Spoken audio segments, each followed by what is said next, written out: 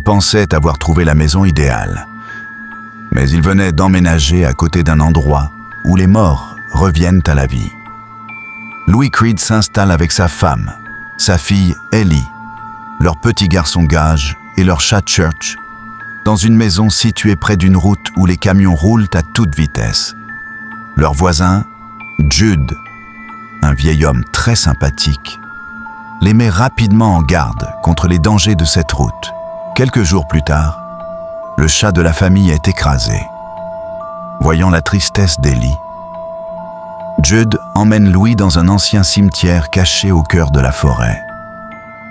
Il lui révèle un terrible secret. Tout ce qui est enterré là-bas revient à la vie. Louis enterre Church et, contre toute logique, le chat revient le lendemain. Mais quelque chose a changé. Il est devenu froid, agressif et inquiétant. Ce n'est plus vraiment le même animal.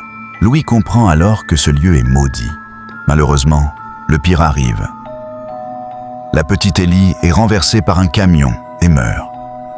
Fou de douleur, Louis refuse d'accepter cette perte. Malgré les avertissements de Jude, il décide d'enterrer sa fille dans le cimetière interdit. Le lendemain, Ellie revient. Mais ce n'est plus l'enfant douce et gentille qu'elle était. Elle est devenue cruelle, violente et maléfique. Elle commence par tuer Jude, leur vieux voisin, puis attire sa propre mère avant de la poignarder.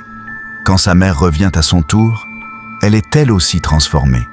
Mère et fille agissent désormais ensemble. Louis comprend enfin qu'il a commis une terrible erreur. Mais il est déjà trop tard. Lui aussi est tué, puis enterré dans le cimetière maudit. À la fin, toute la famille est réunie. Mais plus personne n'est vraiment vivant.